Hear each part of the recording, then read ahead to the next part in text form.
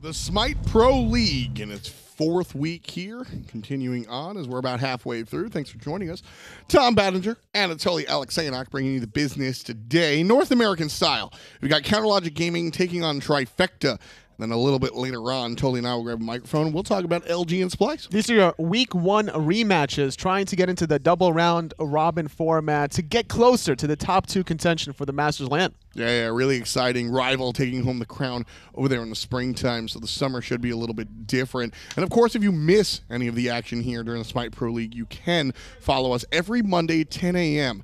and watch Esports Weekly. Ryan and the gang reflect on their picks that they made the prior week. They usually make fun of Hindu for being wrong, and then they make more predictions, and then everybody's wrong. It's my turn, and I'm never wrong because I argue with Finch. I mean, it's hard to make predictions when some of these teams make the roster changes. We've seen Trifecta actually, waffle between what kind of hunter that they want to go through, whether it's going to be Met Yankee or Zapman, but it seems that Zapman's here to stay. Yeah, I mean, not just roster changes in North America, Europe as well. Mouse coming out of nowhere and being a very strong team after a single roster change. So a lot of different things going on across the world. United still on top of North America. Space Station and Splice coming up in 2 and 3. We'll see Splice play later on today. CLG Gaming going to contend for that third spot as well. Europe, just a mess. Sorry, SK.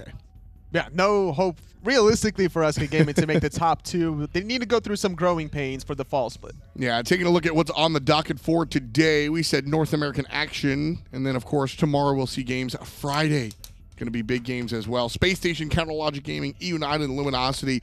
Europe is interesting this week, but I'm more excited about North America this week. I think that despite LG being 0 and 5, they can easily still play spoiler for a team to make that top two. So United still needs to do their homework, still needs to go to that Friday set with a lot of preparation.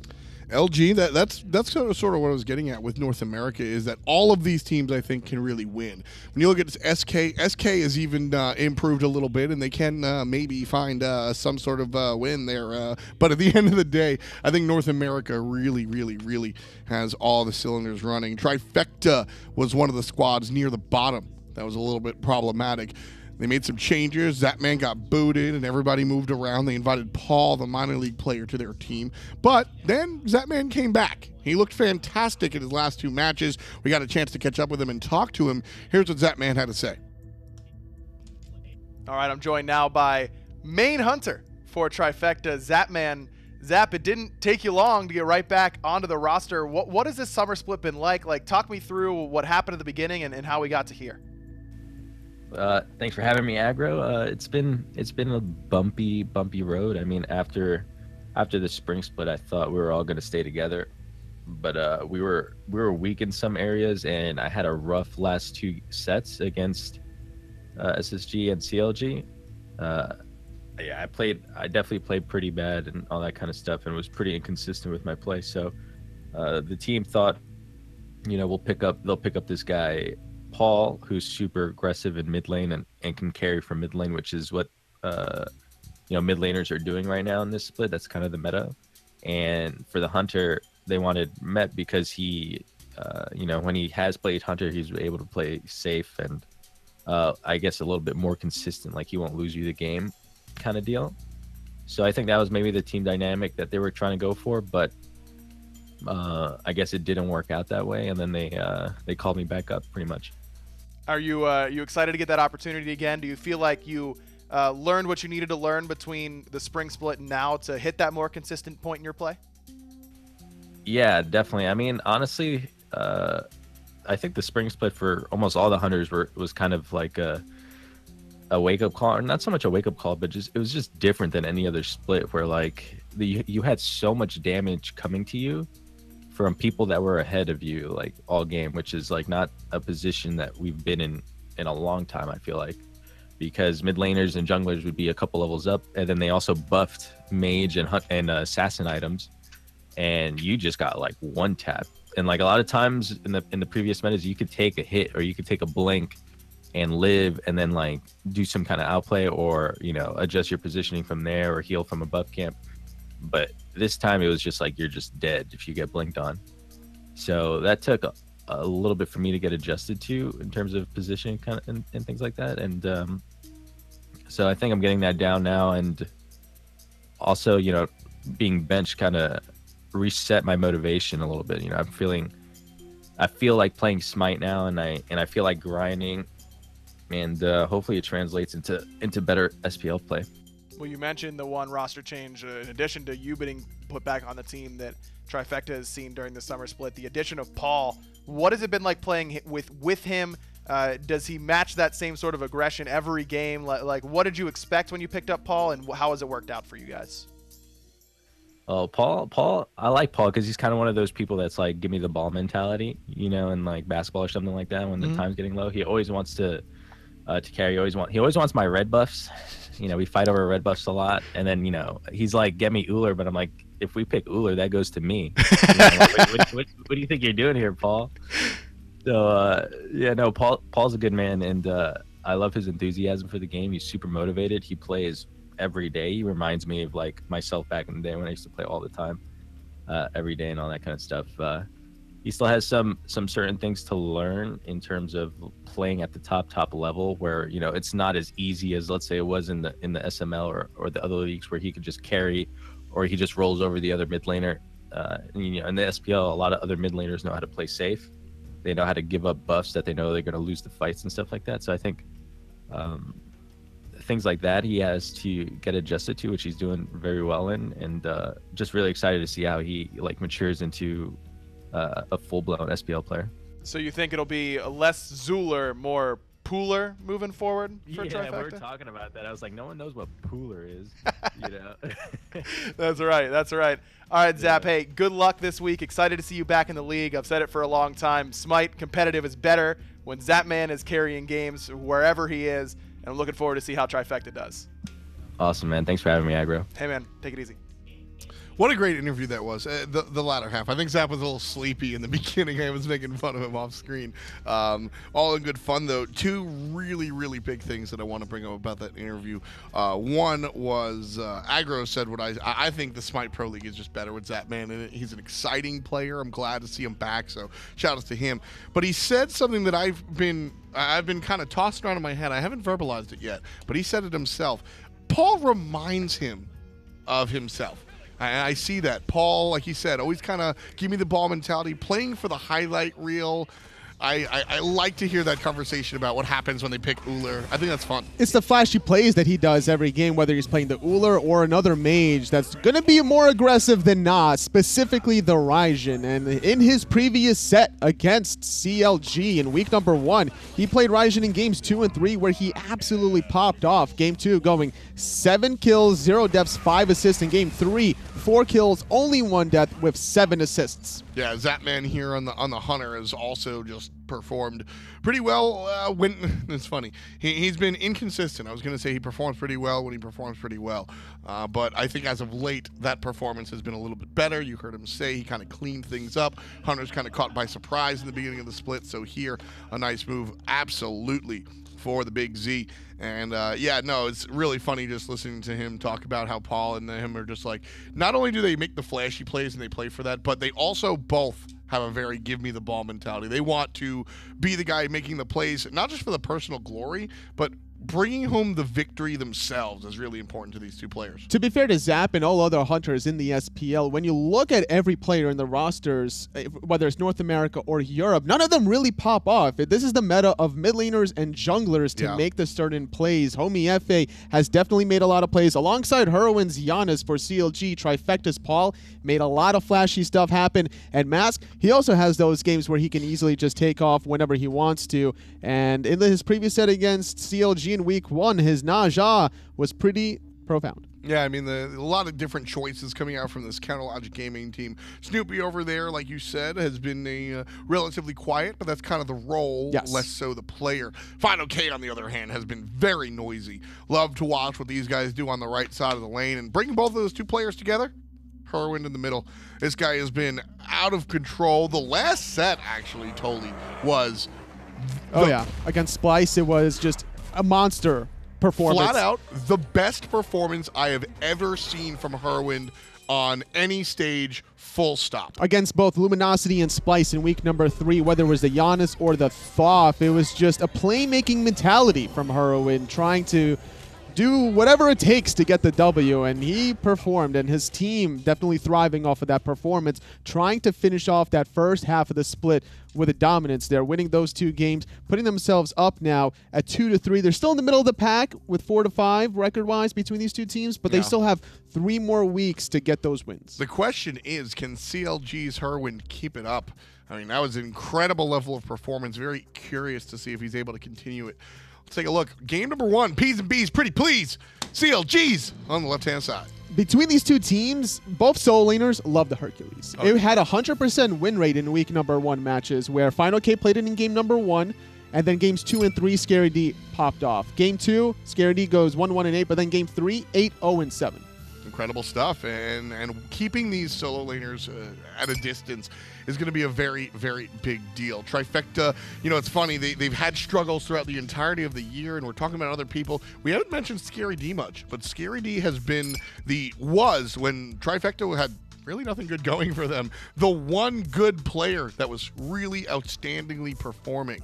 Scary D now, I guess, looks like the rest of the team because a lot of the Trifecta guys have stood up, but Scary D certainly a big threat there. Trifecta ban out the Athena, and I love the Janus ban. They certainly watched last week.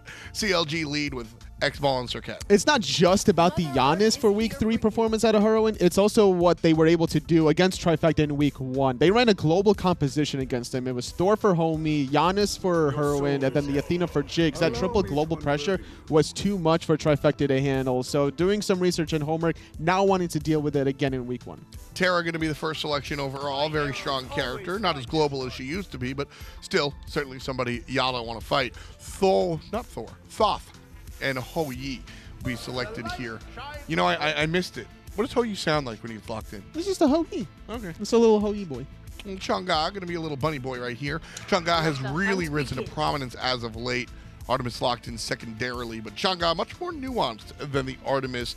She's a healer, traditionally played. I actually don't think she has a traditional position.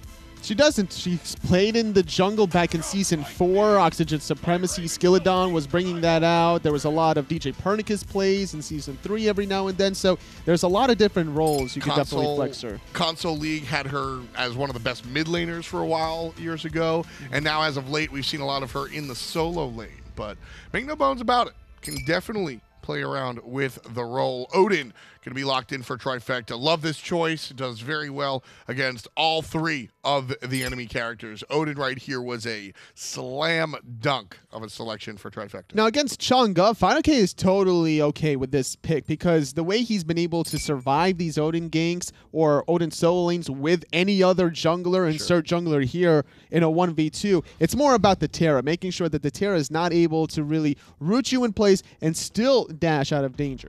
So the ban's coming out. Rat and Naja going to be banned out, looking directly at Mask, who has been one of the best junglers in North America, despite the lack of wins for the team. Thor, very strong, but I love the Awelish ban from Trifecta as well. I think Awelish is a hard counter to Odin. All he really does is jump on you, and when you're just negating that half of the time, I think it's really, really potent. Nice ban there. P.S. Homiefe's Awelish is gnarly. Osiris and Soul.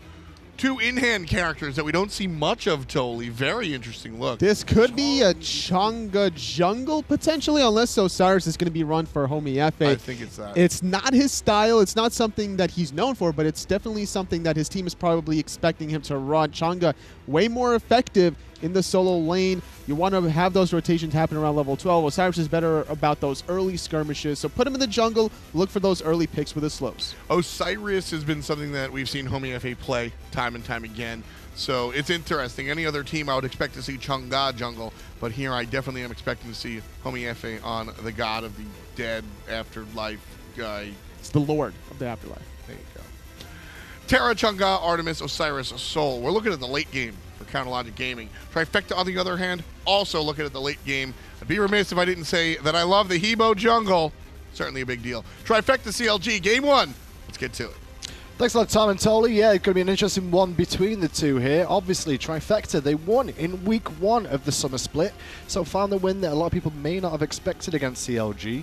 This time round, though, it's healers versus pretty much anti-healers in these two squads. Yeah, Odin lock in. I think that was the perfect selection. CLG kind of walked into it, right, with Terra, Chang'e, and Artemis being the first 3 slots. And Scary's played a lot of Odin during his time. I think that Trifecta knew exactly what CLG was going to go for and picked around it beautifully. Who do you guys at home think will be MVP in this set? Well, who will win, first of all, and then you get to vote for MVP if you're right on that too. Or even if you're wrong, you still get to vote on the MVP anyway. It don't make sense. MVP don't mean anything. It doesn't really matter, but we'll get into game anyway. Best of 3 as always between these two. Let's see how it starts off. CLG will be on the order side this time round, where they found the majority of their games played so far this split. They've only played 6 on Chaos, and they struggle on Chaos for the most part with only a 33% win ratio. I mean, CLG's kind of struggled as is so far. It actually will be NeiruMah on the Odin instead of Scary D. This is surprising to me because I think that the Odin selection into Chang'e is obviously a good one, but this kind of lets fineokay not worry about getting Phantom early on.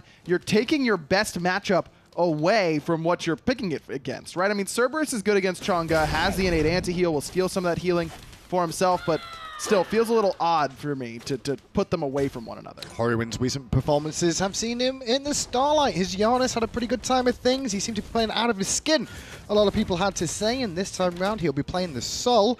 Gone for the Hunter's Blessing at the start, something we've not seen so often. I like it though, because Soul is still very centered around her auto attacks. Her passive is all about getting that heat up and getting herself to a spot where she can deal extra damage with those autos, and you don't need Mage's Blessing that much as Soul. You're going to be dealing pretty decent damage as is with your abilities. May as well focus on another part of your kit that really works well, which is those auto attacks. CLG so far, only a minute in, but a lot of pressure onto Paul already. Already burnt through those potions in his inventory here, and Hurriwind not scared of standing on the tower lane, looking to farm up some more. No Mage's Blessing or anything for Paul. Went with that build that we're seeing a little bit more of these days, and the boots straight into a Chronos Pendant or Rod of Tahuti. I talked about it a lot yesterday in the Obey Energy set. When you're going for this sort of build, you really have to utilize that boots power spike very early, and it was on Pretty Prime Zeus, a god who can fight very early on. I don't think I like it nearly as much on the Thoth, because that power spike you get from the boots, are you still really going to be out-trading Hurriwind at that point? Maybe by a little bit, but Hurry's going to be able to hold his own a little bit better, defend his buffs a little bit better. I think that going without Mage's Blessing on a god that utilizes it so well like Thoth does is a bit of a mistake. Homiefe on the left-hand side, playing the Osiris, which we mentioned it could have been the Osiris or the Chang'e in the jungle. Won't be able to find the gank he's looking for here. Up against a Ho-Yin and Odin in lane, it's not the easiest thing to run them down when they both have leaps to escape. No, it's a pretty easy escape for either of those members. And NeiruMah doesn't have the sprint, which is going to be important to make sure that Homie can actually chain slow some members of the enemy team down, but instead it's still the safer call. His speed buff was coming up on the right-hand side. If it's there, great. If it's not, you already had enough gold to back and buy boots 1 as is. Not a huge loss for Homie in that instance, but I do think the lack of sprint is pretty interesting here for NeiruMah. They're kind of relying on Paul's carpet to do the slow immune for them. Of course, that Atlas of the Yellow River has that sprint-like effect, so that's why I really like the Sibo pick into the Osiris. Gives Mask and the rest of his team some extra survivability. Jigz starting off with the Phantom, obviously up against NeiruMah on that Odin, so you do want at least one on your team at some stage. I will say, though, that when Phantom does get upgraded in the later stages of the game, it's going to cause issues for Trifecta. They are a very burst-focused composition, and that Phantom will pay dividends for CLG in those team fights. Really, really smart pickup here. I think that Phantom is a lot like anti-heal, where by the time you really feel like, oh, we needed it in that last team fight could have potentially lost you the game and gotten the team composition ahead too far for you to catch up, even when you do get your Phantom later on. It's always better to play it safe than sorry, and like you said, Phantom is so good once upgraded anyways that it doesn't feel that bad as a support to go for it. I really don't think it does. Can be pretty useful at times. It's just awkward at the start, but when is it not for a support player anyway? So far in the jungle, Homiefe just trip back to base, pick up boots 1, gone for the round shield start as well here. We'll see where that ends up going. Will it be the new Gladiator shield? Hold that thought. NeiruMah under pressure. He jumps in, and instead, he'll take a tumble back to the base. First blood for Snoopy. And gets him on the board. Man, Jigz with the perfectly placed walls there punishes Neil for jumping in. Jumping onto the Artemis, not the worst idea. It's using the shield in conjunction with the jump. If he's got one or the other still up afterwards, then that's an opportunity, but too aggressive. Talk about opportunity, Homiefe blinking in on Zapman, who'd already used his leap and has to use the ult. to get away from the Lord of the Afterlife. The ricochet off the wall, and Zapman on a gank attempt brings Homiefe down. Love it. There's that Zapman confidence, the turn and burn there in the duo lane. That's got to be an opportunity for Homie to just back it up and say, I used everything I had. He didn't have any cooldowns coming up either. It's not like anything was about to be up off cooldown. Maybe the one, but still probably wouldn't have been enough damage. Homie only had boots 1 and ends up not having enough damage to bring him down. Zap makes a great individual play. Homiefe falling there brings him up to his 100th death of this year. That's only counting for spring and summer so far. It's not a terrible stat line, but you know, milestone's a milestone after all. You gotta give him some credit, whether it's in kills or deaths, right? You're saying 100 for any stat he has. I mean, yeah, and in saying that, he was the highest first bloods on his team at one point with 2. His last split, he was a lot further ahead in terms of first bloods. But at the moment, CLG have been struggling this split. It's been noticed by many people at home, as well as the casters and analysts here too. So it's 1-1 on this scoreline. 1,200 gold lead for CLG at the moment. And we'll see what they can do with this as this game goes on. Hurry playing pretty aggressive in that right side jungle. Still has safety in the form of his disapparate, so able to stay nice and safe in that option there. Can I actually see what Homie's leveling on this Osiris jungle? I wonder if he's going to prioritize leveling the 2. Okay, he is. I think sometimes there's probably an argument to be made to level the 1 instead because it's a low cooldown. Is that because you've got cleave attacks as well? Right, you're using your cleave attacks to clear the jungle camps, and Sickle Strike is on such a low cooldown, and upping that, just keeping the damage going from your slow can be really relevant, but the Spirit Flail is certainly a fine option to level at the same time. I don't think one is necessarily better than the other. I think that it's just a playstyle thing. Yeah, I can see that. It's kind of one of those things as well to do with, like, when you play home bats, whether you max Monkey first or you max your Somersault based off whether you think you're hitting your abilities or not. Right, exactly. You just like it's more consistent for you to hit Spirit Flail, and you're almost always hit that at this level. Even at this level, though, I mean, that one is a small projectile. It's pretty easy to juke. You can use your minions to body block it for you. So there's a lot of options in that spot to get yourself out of danger. So Homie going with the more guaranteed damage in the form of the Spirit Flail. NeiruMah, the Trifecta support player, playing the Odin, already started rotating towards the mid lane a little bit more so than Jigz, who's been pressuring the dual lane ever so slightly more. Zapman did get that first kill. Well, actually, no, he got a kill for himself in the lane, but the kill went to Snoopy. But he's still hanging around here babysitting. Does Snoopy need that for the time being with him being Artemis? With the Odin, yes. He really needs at least the threat of Phantom coming out and helping him get out of the Odin cage. Snoopy has a chance to turn around a 2v1 and maybe get a kill on NeiruMah if he jumps in on him like he did earlier now that he has ultimate, but Zapman will be able to easily finish him off in any given opportunity. So that's why you see Jigz over here so much, because Neil is able to just set up an easy kill for Zapman otherwise. Plenty of sustain on CLG's lineup today, especially when the Hurriwind in the mid lane on the Soul going for the Bancroft's Talon as well. Something we see quite a lot on those mid lane mages these days, starting to come back into fruition. But when you've got a lot of sustain elsewhere, people are going to build anti-heal. Zapman leaps in the air, jumps away outside of the Odin ring that was on his team, but the ball comes down, doesn't make an impact as always. Homiefe will help out, however, giving Jigz the kill as Hurry with a beautiful Aegis in the mid lane. Hurry just immuned so much damage there. Now fineokay is making this rotation. Paul gets stunned, no beads for him. He went for Aegis. He's getting pretty low, finds low on cooldowns right now, but gets him back up right on time. Hurriwind able to immune over 1,000 damage easily there. fineokay under a lot of pressure there, has to get away just in time and does so. Away from the extra burst damage from the Stygian Torment coming through. One thing to mention, their mask did use the wet paper, Atlas the Yellow River, mind you, to try and help out Paul there. Just the position of it was awkward. If it was a little bit better, I think we could have seen Paul slip out. Potentially, yeah, but at the end of the day, it's still fineokay who ends up making a rotation really work out for himself. He's now top of the net worth charts by a significant amount, about 300 gold up there, has an XP lead over Scary D as well. And Scary's going to be able to make big plays in the late game, don't get me wrong, but I'd rather have a Chang'e than just about anybody else in those siege opportunities. She's so good at poking and healing at the same time. It's really hard to deal with. And then you've got that waxing moon that if you get caught in a narrow corridor in the jungle and you group up, well, one of your teammates could be sat there for 6 seconds. You're basically dead. If your whole team gets hit by a waxing moon, that game is almost certainly over for the other team. Not many ultimates feel that way. Even like Final Judgment, sometimes you can get away, reset. There is no resetting off a 4-second stun. It just doesn't happen.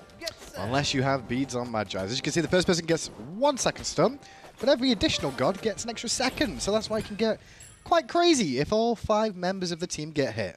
3-1 then, gold lead, about 2,000 at the moment for CLG. A lot of that is actually down to that fineokay rotation towards the mid lane, and of course Hurriwind doing very well in the gank attempt from Trifecta. This team composition for CLG, I think, is really well crafted because this Osiris pick, Homie plays a decent amount, so it's not a surprise by any stretch, but it's good against the Odin because he can either ult out of Odin cage or just walk out of it if he's in his passive form.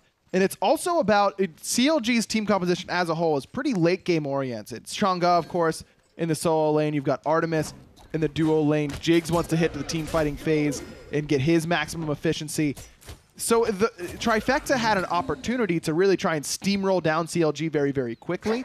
But this Osiris pick is so early game oriented that it's almost like the fail-safe. Like, you will have to fight at least someone in the early game if you try and aggress onto us. Left-hand side, NeiruMah has to drop the ring again, trying to trap Snoopy inside.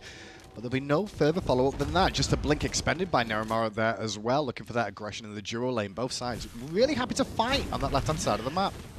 Jigz, instead of using Phantom there, uses Earth and Fury, and that keeps Zapman off of using his own ultimate. I think I would still prefer to see Zap drop the ult inside that ring to force the Phantom cooldown. Phantom's a very, very long cooldown, and even though that's already a win for Trifecta in the effect of that Odin cage is a shorter cooldown than Earth and Fury, why not take the better win? The fact that both their ultimates are down, I don't think opens up Gold Fury or anything like that for CLG at this point in the game. I'd like to see them really commit to burning this Phantom because I don't think it's been used yet.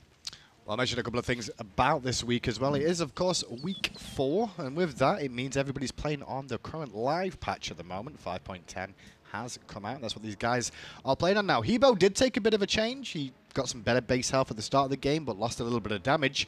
Clearly not enough to make Trifecta not want to pick him here, so don't worry about banning him in your ranked games. You can continue doing so. He's still pretty solid, isn't he? Still brings the same late game prowess and can still blow you up even in the early game, but lost a little bit of that explosiveness in the early stages at the cost of some of his survivability, actually gaining some of that back. So certainly still worth picking, I think. Just the premier magical jungler right now. Has the late game potential of Alquang in a lot of ways without that early game downtime. Interesting to see Snoopy potentially looking at the Iqval pickup here as well early on in this matchup.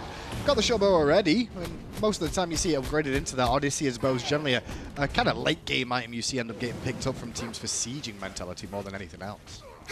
Could be an Atalanta's bow. I don't think it will be. I think it will be the Iqval, but I do think you're really out there then. I was like, okay. Atalanta's is so good. And I think it's great on Artemis in particular, who's really low mobility, that she can gain a lot of mobility from that item, gets power, gets attack speed, and mobility. But is this the point of the build where you want to build that? Yeah, I think it is, because normally you're going for Iqval, which does give you a little bit of penetration, but is mostly just about smoothing out your power curve, getting a little bit more effective in the early game, and I think Atalanta's can still provide that for you. Sprint pops in the jungle, Scaredy under pressure and has to ult defensively. Leaps away just as the tether goes off, which I do like. The Waxing Moon came out soon after, but diminishing returns played a part there.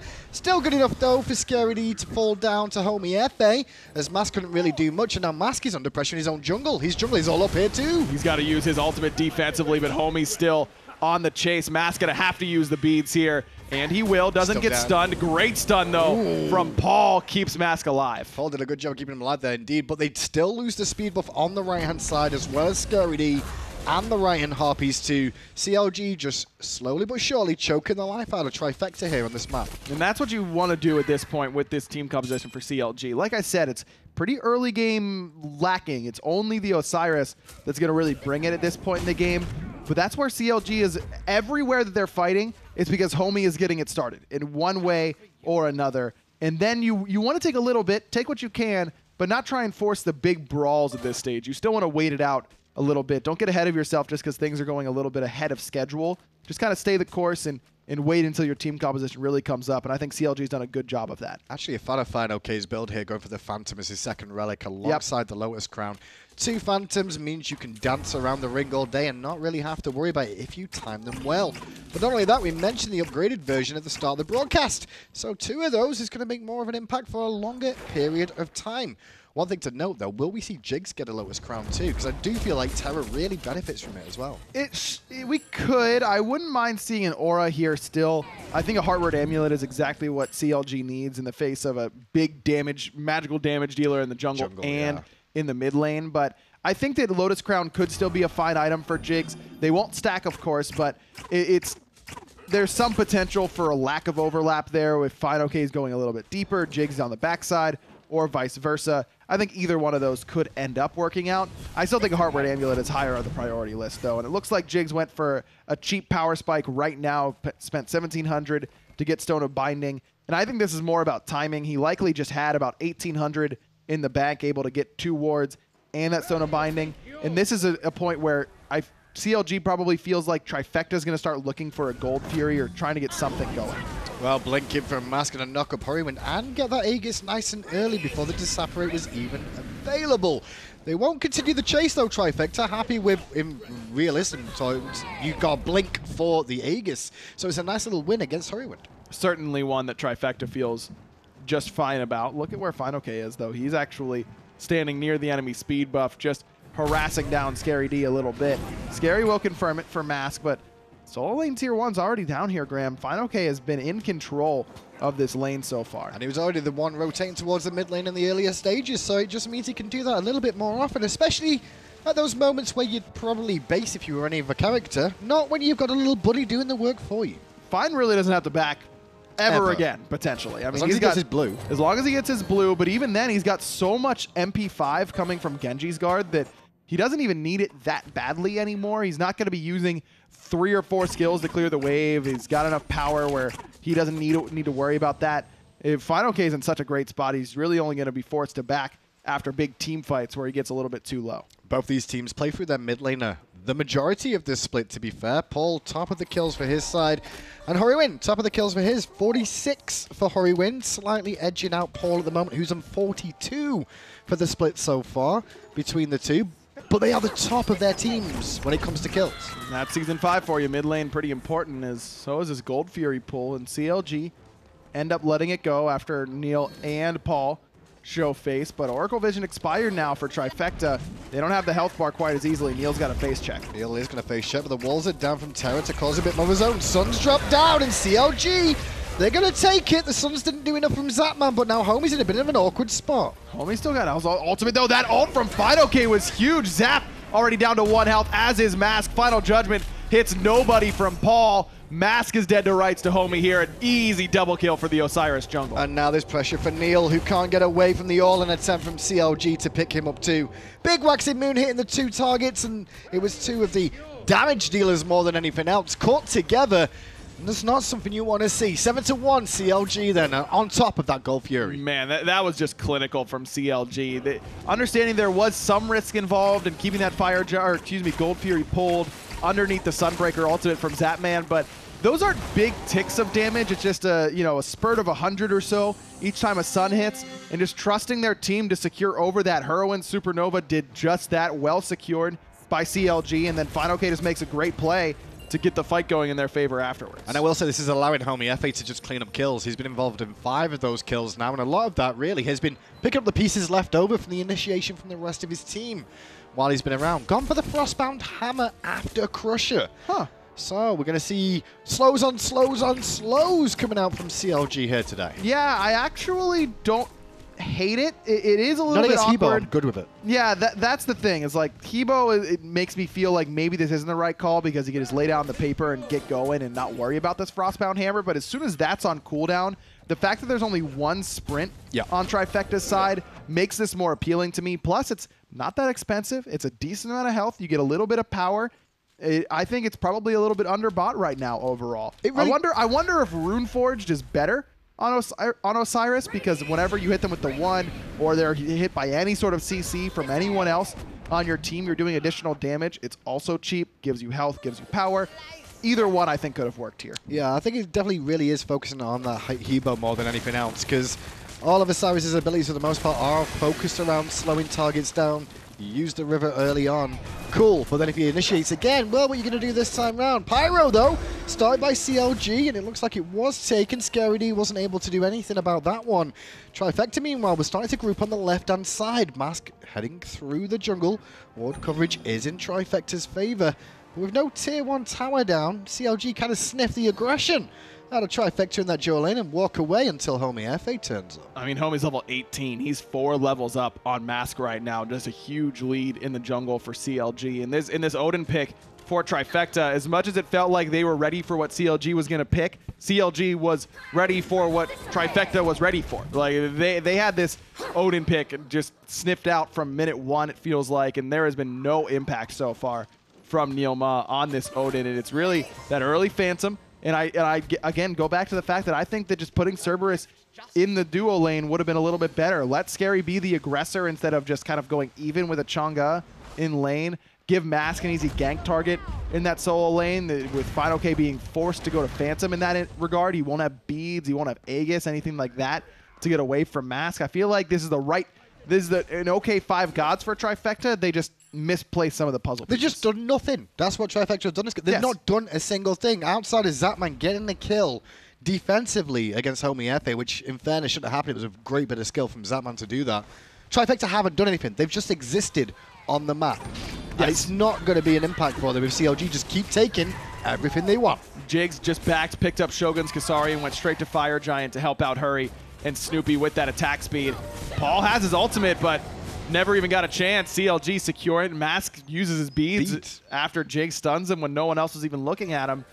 Trifecta still looking pretty flat. It's not a good performance from Trifecta. Not with how the start of this year began for them anyway. At least the split. They were doing very well at the beginning against CLG, finding a 2-1 victory. Considering CLG took both the sets off them in spring, you'd expect Trifecta would continue their winning ways, but not to be. CLG on the foot front and in absolute full control. I'm not going to call it beginner's luck because that takes too much away, I think, from Trifecta's success at the beginning. But when adding a new player, specifically a new player of Paul's caliber, of one who can really play the game at a high level with great mechanical skill, I think that the new look Trifecta just kind of caught CLG off guard a little bit. Sure. It was a different sort of play style. CLG is historically not been very good at adjusting on the fly to different play styles and different metas. And I think Trifecta looked great and took advantage of that. But now that CLG has a couple weeks to study what Trifecta's doing, CLG tends to be a little bit slow on the upkeep sometimes on what the changes to the meta will be. But once they've got it, they look unbeatable. Oracles on the left-hand side go the way of CLG, and they're going to actually try and burst the Gold Fury quickly with Hurriwind and Snoopy. Once again, no sign of a single Trifecta member in any way, shape, or form trying to do anything useful in this game. So the gold leading experience will continue growing in Counterlogic's favor. It's at the point now where Trifecta is just conceding everything besides Phoenixes. I don't think anyone wants anything to do with CLG now. Paul already half health, Waxing Moon used, but no beads burnt by Paul just yet, so still has his relics available. Focuses on the tier 2 tower though, as NeiruMah trying to zone them away a little bit with a full minion wave coming through. Scaredy round the corner though, this is a chance for Trifecta. Paul still pretty weak though, and already lost his Soul Reaver proc earlier on. fineokay's ultimate being down is a big deal, and he doesn't have that much CDR, only 20% it looks like. I mean, they would need Scary D and NeiruMah to kind of tank up the front line, and they can't do that just yet. They're going to have to with the Phoenixes, though. Granted, trying to slow them down in the tier 2s can be useful just to waste some of that Fire Giant buff, but here comes the onslaught. I love that CLG is not wasting a lot of time. Okay, they're wasting time and going for tier 2. Never mind. Feel like the Phoenix, I know. I feel like the Phoenix call is almost correct there just because they're so far ahead. You don't want to let up the gas at all. But at the same time, Hurriwind has the pen from Boots so far in his build. So he's not really doing that much damage to these structures, even as Soul not bringing the same oomph that you'd really expect. The fact that he can now start to finish his pen item, then reset. You've still got a minute on this Fire Giant. I don't know that CLG will be able to make it to a Phoenix and start the siege, but I know that they'll definitely posture around that right side if they aren't going for a Phoenix and knock down that Pyromancer quickly. With that back to base, as you were saying, they've pretty much completed all their final 6 items. Some of the starters being sold off now by CLG where they can. fineokay going to give the speed buff over to Homiefe one more time, just making that Osiris a little bit quicker. Osiris, good to see him back in action too. Been a hot minute since we've seen that little man. For a lot of people, they'll be quite happy about that, but for others, maybe not. Where you come from, that's a little man? This lad is an That's fair. absolute unit. That's fair. I mean, he is now. Yeah, in the big armor. If I was wearing that much armor, I'd be like crawling. You think that axe is light? It's freaking massive. But he's a god. Yeah, I know. Like, can we notice these characters are gods? So when people complain about them having a big weapon or like it's too big for them, it's like, no, it's a god. Sure, but like Artemis like goes up to his hip. The man's he's a beast. Sure, Terra doesn't. No, Terra is also a beast. Yeah. That is true. Also a unit in her own right. Damn right. No push onto the Phoenixes then from CLG this time round. They take all the tier 2 towers, buy up, shop up, and then head back and wait for the next one to spawn on the right-hand side. Trifecta have got to do something different game 2, because this is dull. In all stretches of the world, Trifecta haven't done a single thing this game to really note. The closest I think we saw to it was maybe Mask going to duo lane and farming some creeps as he backed, looking for a gank opportunity. They've really not done a thing. The only highlight reel moment at all for Trifecta was Zapman's kill, for sure. And that was definitely a highlight reel play, but everything else has just been Trifecta kind of conceding. If you think it's kind of harsh, that it's 25 minutes and that's the only thing we've got to say about it. That's not a good look for a professional SPL team. No, they've kind of lost all momentum right off the bat and kind of lost their aggressiveness right away. And this is not a team that I think some teams when they lose their aggressiveness can still perform very well. I think CLG's one of them where they can play pretty passively and then end up on top afterwards because they just execute very well in the late game. Trifecta, they feel like a team that needs to stay aggressive from the beginning. Paul's an aggressive player. Mask, Zapman, Scary, Neil. These are all aggressive players, and this is not the type of team that I'd be picking late game comps for. And I don't think this team composition is particularly late game. I just think that they lost their aggressiveness early, and that's so critical to Trifecta's identity that they've just looked like a shell ever since. Well, second Fire Giant going to CLG now, and that is an empowered version. So I'll do a little bit more in terms of damage, sustain, and annoyance for Trifecta to deal with. Scary D going to test out how much damage he's going to need from Hurriwind on that one. And he'll see that he's going to be tanky enough for the time being against this composition. But we'll see how this works. Jigz decides he wants to back because he can sell his blessing and pick up his final item, waiting on what it'll be. Likely a Mantle of Discord, I imagine. Pretty standard selection. No, it is that Heartward Amulet. So it took him a little bit, but he did get there, and I think that's really smart because now that Trifecta is getting some damage items online, you want to mitigate that as much as possible. CLG has plenty of time on this Fire Giant. There's really no rush on trying to knock down these Phoenixes. Even getting a couple kills and knocking down one Phoenix with how many items CLG has at just 27 minutes now, there's potential to end the game. CLG are dancing around a red buff that's not spawning for another 2 minutes. Yep. They're all grouping around waiting for this red, and they don't realize the red's been done. Paul has it round his waist already. He does. And so they're just going to stand there for a while and then realize, oh, maybe this bus isn't coming soon enough. We'll just have to continue without the bus. We'll have to walk to work today. Right inside, Homiefe. Going to pressure that side. Hurriwind on the left. No members of Trifecta heading over there yet. At the moment, though, the experience is becoming less and less important. Although Mask not 20, Zapman not 20. They're the characters you're looking to get to that max level sooner rather than later. Jig's going to tank up this Phoenix for a moment. Decent poke on the Hurriwind there. Blink forward cage is good, but 2 Phantoms available. CLG uses one. And I'm happy it's only one. A lot of the times you see teams like CLG use 2 because there's no communication correctly about when it should and shouldn't be used. Consistent heals and Lotus Crowns means the Trifecta aren't doing any damage. Waxing being used on Paul. He has to dash away and use his beads too. Scary D forced out. Ball comes into play and NeiruMah left alone on the front line. He's taken out. Meanwhile, Homiefe kept Mask out of the fight, and Mask going to turn up to find out 2 members are dead. Very, very quickly. Homie looks pretty dead set on getting that right side Phoenix all by himself, and he looks likely to do so, though he is losing his minion wave pretty quickly. Paul will show up and force Homie off that Phoenix for the moment, but the rest of CLG just trying to decide what they want to eat now. Well, it might be Mask, it might be Scary D, or this Phoenix. Jigz happy to tank this up for days. Obviously getting the Lotus Crown protections again from fineokay as well as his own healing. It means he could just tank that for a week. Homiefe, while all this is going on, has sat on this right-hand side, showed that he can play solo lane if required for his team. 10 kills in 28 minutes, and we're closing into the Titan. Hurriwind gonna start it up all by himself there.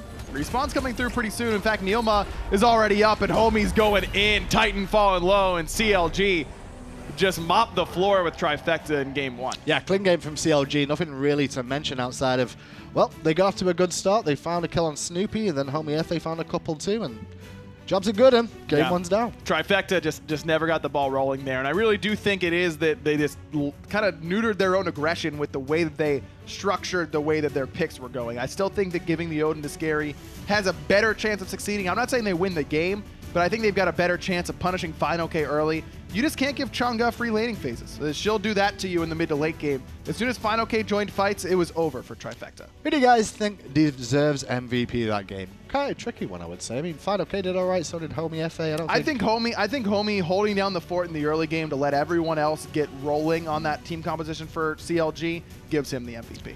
Well, hopefully Trifecta can do something in game 2, because they did nothing in game 1. Enjoy breaking that one down, Desk.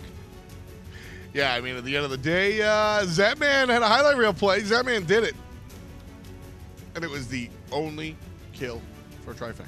It was a great defense for himself, being able to punish the aggression from Homiefe. But after that, Homiefe cleaned it up. There was no more kind of lackadaisical tower dives from the boys out of CLG. They used their comp very effectively, and they just kind of pulled and pushed Trifecta to their own will. They were able to dance around the Gold Fury for so long, around that 16-minute mark, where they pulled the Gold Fury, they reset it, then they realized all of a sudden, like, hey, listen, Paul in Mask is in the mid lane, Scaredy's still rotating from Soul Lane. It's only the ultimate from Zapman's Hui to potentially steal this. The game was broken from there on out. Yeah, I mean, 9 kills to 1. CLG coming out on top here. And what I love about this, what I love about the post-game stats is that all of the players kind of did the same amount of contribution, right? This wasn't Homiefe just absolutely carrying. This wasn't Hurriwind just going off. Everybody played well. fineokay, I think, stood up above everybody else. If I really need to crown an MVP, I'm lucky enough not to have to be the guy that does that. But at the end of the day, I think this was a strong team victory for CLG. I just think that Trifecta outdrafted themselves. They picked the Odin very early before the secondary ban phase, which is not their identity whatsoever. Scary D had the potential to pick the Hercules whenever he wanted to this game. It had a 100% win rate in the last set, neither team electing to go for it.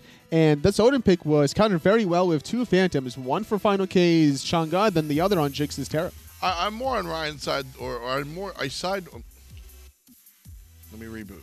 I more agree with Ryan than I do with you here in that I don't mind the Odin pick so much, just where it was placed. Kind of took him out of that laning phase against the Chang'e, pretty rough. So Chang'e got to do whatever the hell she wanted. That's why fineokay is going to be our MVP here. Top of the crop here, fineokay, 4.8.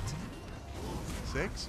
Honestly, Odin wouldn't have really done much differently than the Cerberus in the Soul Lane, because fineokay is so used to that matchup. He survived very easily against not only the Odin, but one time also against the Odin with an Achilles right on top of him. You just don't gank fineokay's Chang'e unless you're going to hard commit with more than just 2 people. Not wearing my glasses today. 4.0 KDA. Fantastic stuff coming out there from the sophomore. Beautiful. Just beautiful. CLG, I think, could just repeat this in game number 2. Let's see.